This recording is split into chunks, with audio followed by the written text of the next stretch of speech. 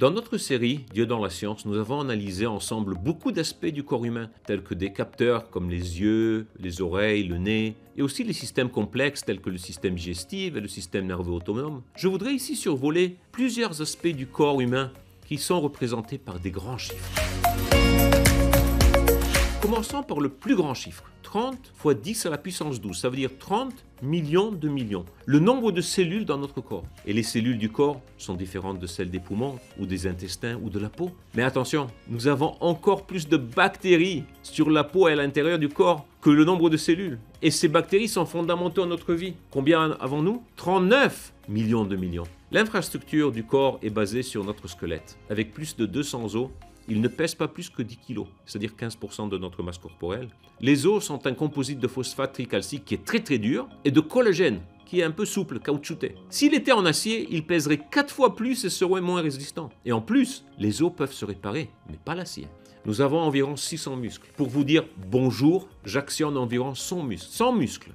Et à chaque pas, nous actionnons environ 200 muscles. Et certains muscles sont très forts. Par exemple, les muscles de la mâchoire peuvent exercer une force de 58 kg par centimètre carré. Sur notre tête, nous avons autour de 100 000 cheveux qui pourraient, en théorie, résister à l'attraction d'une force équivalente à 8 tonnes.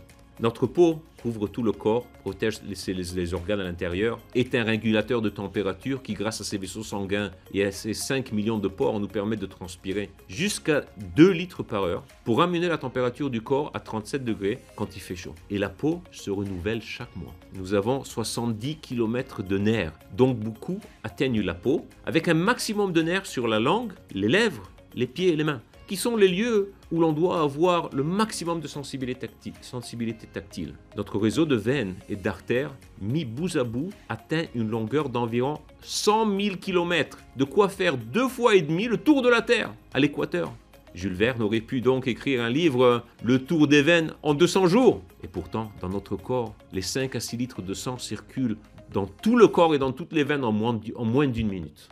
Et certains capillaires ne font que 8 microns de diamètre, à peine pour faire passer les globules rouges en file indienne. La circulation du sang se fait grâce à une pompe de 300 grammes seulement, notre cœur, qui effectue 100 000 battements par jour, soit 35 millions par année, et donc plus de 4 milliards de battements pour une vie de 120 ans. Nous respirons 26 000 fois par jour. La surface à l'intérieur des 600 000 alvéoles, 300 000 pour chaque poumon. Et là où s'effectue l'oxygénation du sang grâce à des échanges à travers des trous de dimension moléculaire, leur surface active de ces alvéoles est estimée entre 80 et 130 mètres carrés, soit un joli 3 pièces. Tous les organes internes sont d'une complexité et précision phénoménale. Par exemple, les intestins avec une longueur de 6 à 8 mètres, avec une surface interne tapissé de quelques 10 millions de petits doigts appelés villosité intestinale, d'une épaisseur inférieure au millimètre et offrant une très grande surface, supérieure à 30 mètres carrés. L'échange aura lieu ici entre le sang et le sang sortira enrichi en nutriments. C'est ici que les quelques nutriments des aliments ultra-chimiques que nous mangeons tous les jours, tels que le bamba ou les bisli, vont être pris, les nutriments vont être pris dans le sang et le reste va être éjecté. Nous avons juste discuté quelques exemples et nous sommes déjà totalement éblouis. Considérons maintenant quelques questions qui vont nous faire réfléchir sur ça. Première question. Même si nous sommes tous faits de la même façon, avec les mêmes organes, il n'y a pas 2 personnes identiques sur Terre. C'est-à-dire que sur presque 8 milliards de personnes dans le monde, il n'y en a pas 2 avec les mêmes empreintes digitales, les mêmes yeux, les mêmes dents ou le même squelette. Hachem a créé chaque individu avec ses propres caractéristiques pour effectuer sa propre mission sur Terre. Une deuxième question sans réponse qui me fascine est la suivante. Comment les organes croissent en parfaite synchronie? Par exemple, quand le fémur droit s'allonge en quelques mois dans un jeune adolescent, le fémur gauche doit s'allonger d'exactement la même longueur en parallèle, sinon problème de marche. Et les muscles, les nerfs, les vaisseaux sanguins et la peau qui recouvrent ce fémur doivent aussi croître en synchronie. Cela est loin d'être évident lorsqu'on voit que les cellules des os, des muscles, des nerfs et de la peau et des vaisseaux sont très différents en forme et en fonction. Et tout cela pendant que la boîte crânienne et d'autres organes du corps, d'autres os du corps et d'autres organes ont eu une croissance beaucoup plus limitée pendant la même période. Une dernière question qui va nous impressionner est la suivante. Si je vous mets dans une chambre tous les matériaux qui constituent le corps humain, vous verrez en face de vous 100 000 km de vaisseaux, 70 km de nerfs, 8 mètres d'intestin, plus de 200 os, 600 muscles, 100 mètres carrés d'alvéoles pulmonaires, presque 2 mètres carrés de peau, 2 yeux, un corps, un estomac, 2 reins, un cerveau qui contient 86 milliards de neurones, etc., etc.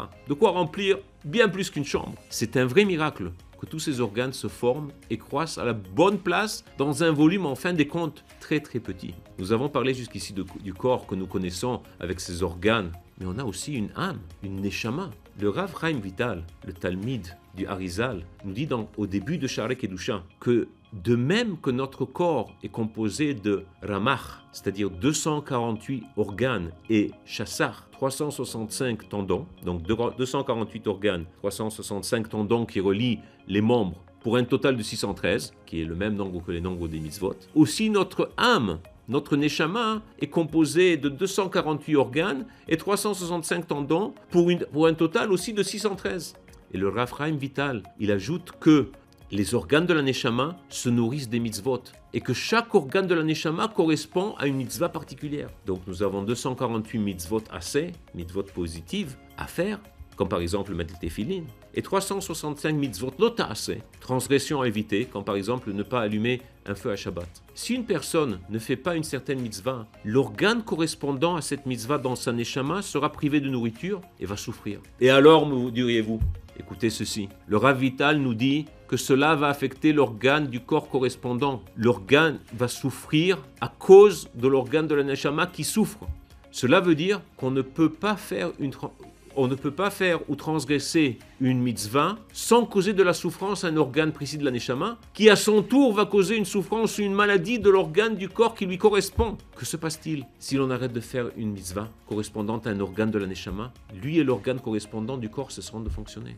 Dans Shara Mitzvot, Parashat Ekev, le Rav Chaim Vital aussi nous dit qu'il est allé visiter son maître, le Harizal, et là-bas il y avait une personne qui était en train de parler au Harizal et qui se plaignait d'avoir mal à l'épaule. En hébreu, épaule c'est katef. Le Harizal l'a regardé et lui a dit que la raison de la douleur dans son épaule, katef, dans son katef, était due au fait qu'il avait fait une interruption entre Maim Acharonim, les eaux qu'on se lave après avoir mangé, et Birkat Hamazon, qu'il faut faire immédiatement après, parce qu'il s'était arrêté pour étudier des Mishnayot. Et pourquoi la douleur dans l'épaule? Parce que le Talmud, dans Berachot 42, recto, nous dit Tekef le netila la beracha. Il faut, après la netila, après le maïm acharonim, il faut immédiatement faire le birkat hamazon. Et cette personne, elle avait fait une interjection. Et on dit tekef. Tekef, ça veut dire immédiatement. Donc il avait transgressé le tekef du maïm acharonim à birkat hamazon. Et il a eu un problème dans katef qui est les mêmes lettres que tekef. Donc, les membres de la neshama correspondent à ceux du corps. Un organe du corps peut être malade car son organe correspondant dans la neshama est malade. C'est pour cela que dans la Hamida et dans les berachot, dans les bénédictions pour la guérison d'un malade, nous disons toujours refoua ta nefesh et refoua ta gouf. On veut la refoua, on veut la guérison de la nefesh, de la neshama et la guérison du corps aussi. Et dans Yasher Yatsa, quand à la fin on dit ou mafli la asot, les commentaires disent qu'est-ce que c'est le pele, mafli. Quel est le miracle ici? Le miracle est que la neshama et le corps coexistent. Et comme nous avons vu, il y a une corrélation très étroite entre les deux. La leçon est que, en plus de manger sain et de faire de l'exercice physique, nous devons nourrir notre neshama avec beaucoup de mitzvot pour guérir notre corps et vivre une longue vie en bonne santé.